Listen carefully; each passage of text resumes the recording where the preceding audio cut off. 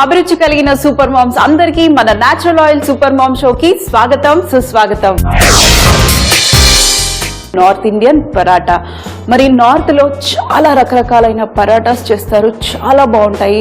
రకరకాలైన స్టఫింగ్స్ తో చేస్తారు, అలాగే పిండిలో మిక్స్ చేసి కూడా చేస్తూ ఉంటారు. అయితే మేతి ఆలూని పరాటా రూపంలో చేయబోతున్నాము.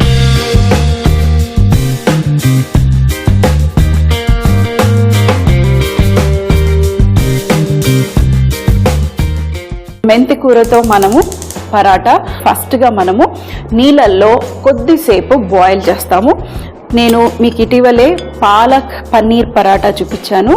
అయితే పాలకూరను కూడా నేను నీళ్ళల్లో బాయిల్ చేసేసి మనం గ్రైండ్ చేసుకున్నాము. ఇలా చేయటం వల్ల ఏమవుతుందంటే పిల్లలకి మీరు పెట్టేటప్పుడు వేరి పారేయకుండా చాలా చక్కగా ఉంటుంది. లేదు అని అంటే మీరు ఈ మెంతి కూరను తీసేసుకొని ఫైన్గా చాప్ చేసేసి కొద్దిగా బటర్ కానీ ఆయిల్ కానీ వేసేసి వేయించుకొని కూడా మీరు మిక్స్ చేసుకోవచ్చు.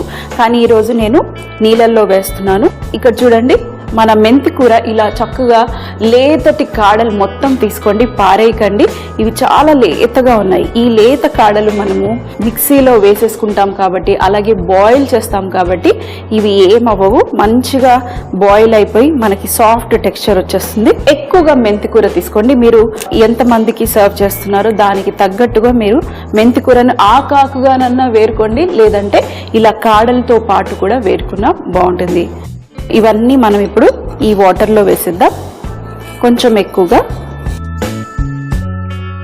ఆకుకూరలు ఎక్కువ టైం అస్సలు పట్టదు. ఒక 2 to 3 minutes లో మన ఆకుకూరలు చక్కగా సాఫ్ట్ గా అయిపోతాయి. బాయిల్ అవనిద్దాం ఒక 3 minutes. అంత లోపల ఇక్కడ నేను బంగాళదుంపని స్టఫ్ చేస్తున్నాను. మెంతి కూరనేమో పిండిలో కలుపుతున్నాను, బంగాళదుంపనేమో బాయిల్ చేసేసి మ్యాష్ చేసుకుని దీంట్లో మీకు కావాల్సిన స్టైల్లో, లేదంటే మీ పిల్లలకి నచ్చిన స్టైల్లో లోపల స్టఫింగ్ కోసము ఉప్పు కారం అన్నా వేసుకోండి, పచ్చిమిరపకాయలు అన్నా వేసుకోండి, మీ ఇష్టం ఎలా కావాలంటే అలా వేసుకోండి. ఈ బంగాళదుంపలు నేను బాయిల్ చేసి పెట్టుకున్నాను. మరి మన ఆకుకూర ఒక 2 నిమిషాల వరకు మనం ఉడకనిద్దాం.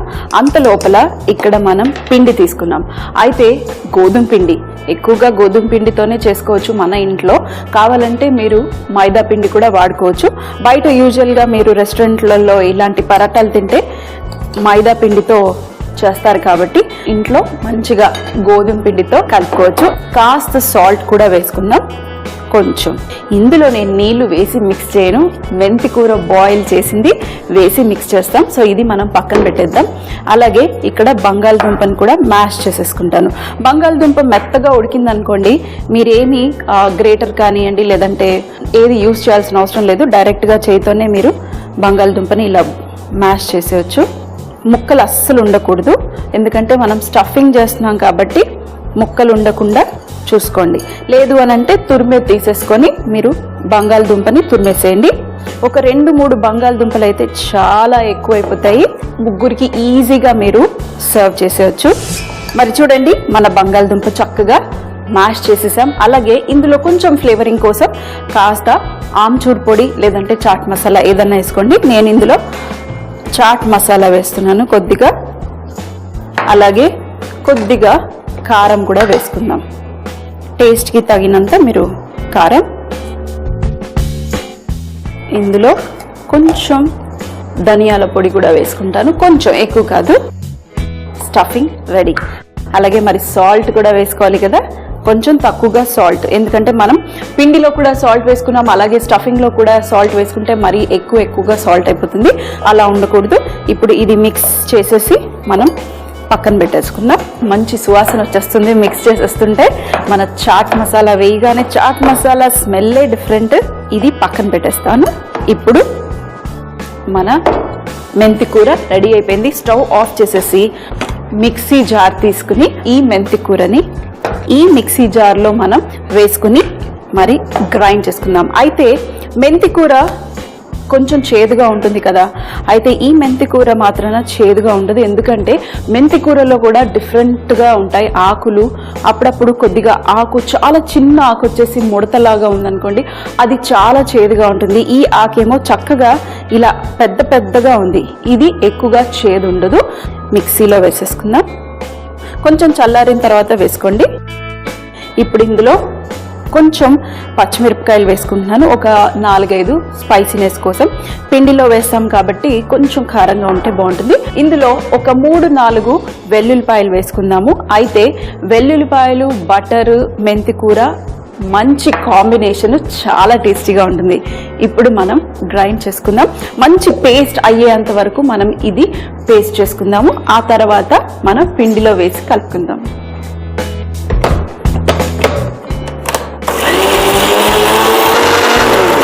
చక్కగా గ్రైండ్ అయిపోయింది. ఇప్పుడు మనం పిండిలో వేసేసుకోవటమే. అయితే మన పిండి కూడా ఇక్కడ రెడీ. మన గోధుమ పిండి గ్రైండ్ చేసుకున్న మంచి గ్రీన్ మిక్స్చర్, మెంతి మంచి సువాసన వచ్చేస్తుంది. ఫ్రెష్గా వెల్లుల్లిపాయలు వేసుకున్నాం కదా, ఆ వెల్లుల్లిపాయల ఫ్లేవర్. ఇప్పుడు మనం మొత్తం ఈ ప్యూరీ అంతా ఇందులో వేసేద్దాం. ఇంకా కావాలంటే వాటర్ ఫస్టే వేయకండి, ఇందులో వాటర్ కంటెంట్ ఉంది కదా, చూసారు కదా. పిండి కొంచెం సాఫ్ట్గా ఉండాలి. ఇంకా కావాలంటే అప్పుడు మీరు గ్రైండర్ని వాష్ చేసేసి మీరు వాడుకోవచ్చు. ఇప్పుడు నేను కొద్దిగా వాటర్ వేసుకుంటాను. మరి ఇదంతా ఎందుకు వేస్ట్ చేయాలి? మనం మన గ్రైండర్ని వాష్ చేసేసి చక్కగా గ్రీన్ ఈ గ్రీన్ లీఫీ వెజిటబుల్స్ ఇలాగే తినిపించాలండి పిల్లలకి. మనం డైరెక్ట్గా కర్రీలలో వేసి ఇచ్చామనుకోండి అస్సలు తినరు కదా. మరి నాన్ వెజిటేరియన్లో నేను ఇంట్లో ఎక్కువగా ఈ గ్రీన్ లీఫీ వెజిటబుల్స్ వాడతాను. అలాగే ఇలా పరాటాలలో కూడా చాలా ఎక్కువగా యూస్ చేస్తుంటాను. ఇప్పుడు దీన్ని మనం సాఫ్ట్ అయ్యేంత వరకు మిక్స్ చేద్దాము. అలాగే ఇందులో కొద్దిగా ఆయిల్ వేయటం వల్ల మనకి పరాటాలు కొంచెం సాఫ్ట్గా వస్తాయి. కొంచెం వాటర్ వేసుకోవచ్చు. నేను ఎప్పుడైనా పరాటా పిండి కాస్త సాఫ్ట్గా ఉంటేనే మనకి పర్ఫెక్ట్గా రోల్ అవ్వటానికి వస్తాయి. సో మొత్తం మిక్స్ చేసేస్తాను. మన పిండి చక్కగా సాఫ్ట్గా తడిపేశాను. మరి కొంచెం ఆయిల్తో, మన న్యాచురల్ రిఫైన్డ్ సన్ఫ్లవర్ ఆయిల్నే వాడుతున్నాను. కొద్దిగా ఆయిల్తో బాగా నీట్ చేసేసి, ఇది నేను యాక్చువల్గా అయితే ముందు రోజే రాత్రే కలిపేసి ఫ్రిడ్జ్లో పెట్టుకుంటాను. ఇప్పుడు నేను స్టఫ్ చేసేసి ఇంకా మన పరాటాలు ఒత్తుకోవటమే.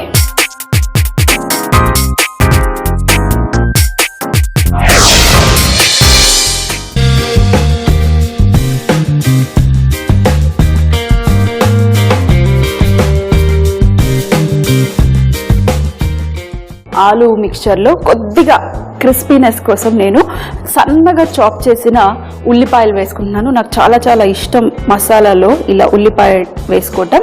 అలాగే ఇది కూడా ఒక్కసారి మిక్స్ చేసేద్దాం. అయితే ఈ ఉల్లిపాయలు కొద్దిగా ఫైన్గా చాప్ చేసుకుంటేనే బాగుంటుంది, ఎందుకంటే మనం స్టఫింగ్లో పెట్టాం కాబట్టి మరి మధ్యలో అడ్డొచ్చే అవకాశం ఉంది. రోల్ చేసేటప్పుడు బయటికి వస్తుందేమో అన్న టెన్షన్ కూడా ఉంటుంది. అందుకే కొంచెం ఫైన్గా చాప్ చేసేయండి. అయితే ఎప్పుడైనా పరాటాలు రోల్ చేసేటప్పుడు కాస్త సున్నితంగా రోల్ చేయాలి, అప్పుడే స్టఫింగ్ అనేది బయటికి రాకుండా ఉంటుంది. ఇప్పుడు చిన్న ముద్దలుగా చేసి డివైడ్ చేసి పెట్టేసుకుందాం. పిండి కూడా డివైడ్ చేసుకుందాం. చూడండి చక్కగా పిండి గ్రీన్లో. మరి ఇది చూడండి ఈక్వల్ సైజ్, లేదంటే ఇది కొంచెం తక్కువ ఉండాలి, ఇది కొంచెం ఎక్కువ ఉండాలి, అప్పుడే పర్ఫెక్ట్గా వస్తుంది. ఇప్పుడు గుంట చేసేద్దాం. లేదు కొత్తగా నేర్చుకుంటున్నారంటే పిండిని ఎక్కువగా తీసుకోండి. మీరు స్టఫింగ్ని తక్కువగా తీసుకున్నా కూడా ఈజీగా చేయగలుగుతారు. ఫస్ట్ స్టార్టింగ్ అలా ట్రై చేయండి. అయితే ఇప్పుడు మన ఎడ్జెస్ని దగ్గరికి తీసుకొచ్చేద్దాం. అంతే, సింపుల్. ఇప్పుడు ఇది రెడీ రోల్ చేయడం కోసం. నేను పొడిపిండిలో వేసుకుంటాను. కంపల్సరీగా పరాటాలు ఒత్తుకోవటానికి పొడిపిండి కావాల్సిందే. ఇంకొకటి, మంచి స్టఫింగ్ ఉండాలి అంటే కొంచెం తక్కువగా పిండి. అంటుకుంటుందంటే కాస్త మీరు నెయ్యి చేతికి రాసేసుకోండి, అంటుకోకుండా ఉంటుంది.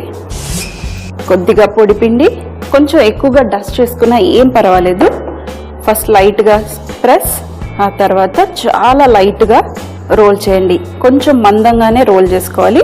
రౌండ్ కావాలంటే రౌండ్, మీకు వేరే షేప్స్ కావాలంటే వేరే షేప్స్గా కూడా రోల్ చేసుకోండి. మన ప్యాన్ వేడెక్కిపోతే ఇందులో ఎప్పుడైనా కొద్దిగా బటర్తో కాల్చుకుంటే చాలా టేస్టీగా ఉంటుంది. లేదంటే ఫస్ట్ నూనెతో కాల్చుకుని సర్వ్ చేసేటప్పుడు మీరు బటర్ ఇచ్చేసినా బాగుంటుంది. పరాటాలు చేస్తే కంపల్సరీగా పెరుగు పచ్చడి కావాల్సిందే. అది ఏ పరాటానైనా ఉండనియండి. నార్త్లో అలాగే తింటారు. పరాటాకి కంపల్సరీగా వాళ్ళ స్టైల్ ఆచార్ ఉంటుంది కదా, ఆ ఆచార్తో కంపల్సరీగా తింటారు. మరి ఇంకో వైపు కూడా తిప్పేద్దాం. ఇంకో వైపు కూడా ఇలాగే తిప్పేసేయండి. మరి చూడండి మన పరాటాలు చక్కగా కాలిపోతున్నాయి. ఇక్కడ చూడండి ఇంత మంచి కలర్ వచ్చేంత వరకు మీరు కాల్చుకుంటే చక్కగా టేస్టీగా ఉంటాయి. మరి రెడీ. చూడండి మంచిగా బటర్ మొత్తం చక్కగా పట్టేసుకుని చూడండి ఇలా మనము టేర్ చేస్తే మన పరాటా మిక్చర్ లోపల ఎంత చక్కగా మన మిక్చర్ ఎంత ఎక్కువగా ఉంది అంత ఎక్కువగా ఉంటేనే టేస్టీ. పైన పిండి కవరింగ్ కోసమే ఉండాలి, లోపల స్టఫింగ్ మనకి ఇలా కనిపించాలి. మరి దీనికి చక్కగా పచ్చడి ఇచ్చేసారు, అలాగే కొద్దిగా పెరుగు కూడా ఇచ్చారు. మరి ప్లేట్లో సర్వ్ చేసేటప్పుడు ఇలాగే ఉంటే బాగుంటుంది. పరాటాలు సర్వ్ చేసేటప్పుడు ఎప్పుడైనా కొంచెం పేపర్ టవల్లో పెట్టేయండి. మీకు హ్యాపీగా మధ్యాహ్నంకి పిల్లలకైనా పెద్దలకైనా చాలా చక్కగా ఉంటాయి, తడి రాకుండా ఉంటుంది. ఆలు మేతి పరాటా తయారు చేయు విధానం. ముందుగా స్టవ్ పై ఒక బౌల్ పెట్టుకుని అందులో తగినన్ని నీళ్లు పోసుకుని లేతగా ఉన్న మెంతి కూరని కాడలు తెంపేసి మెంతి కూరను అందులో వేసుకుని ఒక 2 లేదా 3 నిమిషాల పాటు బాయిల్ చేసిన మెంతి కూరని నీళ్ళన్నీ స్ట్రెయిన్ చేసి ఒక మిక్సీ జార్ లో కొద్దిగా పచ్చిమిరపకాయలు అలాగే కొద్దిగా వెల్లుల్లి ముక్కలు సాల్ట్ వేసి మెత్తగా పేస్ట్ అయ్యేంత వరకు పేస్ట్ చేసుకోవాలి. ఇప్పుడు ఒక బౌల్లో గోధుమ పిండి కొద్దిగా సాల్ట్ వేసి ఆ తర్వాత గ్రైండ్ చేసి పెట్టుకున్న మెంతికూర మిక్చర్ ని కూడా వేసి కొద్దిగా ఆయిల్ వేసి మెత్తగా చపాతీ పిండి లాగా తడిపి పక్కన పెట్టుకోవాలి. ఇప్పుడు స్టఫింగ్ కోసం బాయిల్ చేసిన బంగాళదుంపని మెత్తగా మ్యాష్ చేసి అందులో ఆమ్చూర్ పొడి, కొద్దిగా కారం, కొద్దిగా ధనియాల పొడి, అలాగే సన్నగా చాప్ చేసుకున్న ఉల్లిపాయ ముక్కలు వేసి బాగా మిక్స్ చేసి ఇప్పుడు మెంతికూర పిండిని తీసుకుని చిన్న ముద్దలుగా డివైడ్ చేసి అలాగే ఆలు మిశ్రమంని కూడా చిన్న ముద్దలుగా డివైడ్ చేసి పిండిలో స్టఫ్ చేసుకుని పొడి పిండి అద్దుకొని కొంచెం మందంగా రోల్ చేసి వేడి పెనంపై కొద్దిగా బటర్ వేసుకుని 2 వైపులా మంచి రంగు వచ్చేంత వరకు కాల్చుకుని వేడివేడిగా చల్లారినా కూడా సర్వ్ చేసినా చాలా బాగుంటుంది. రేపు మన లంచ్ రెసిపీలో మళ్ళీ కలుద్దాం. చూస్తూనే ఉండండి సూపర్ మామ్.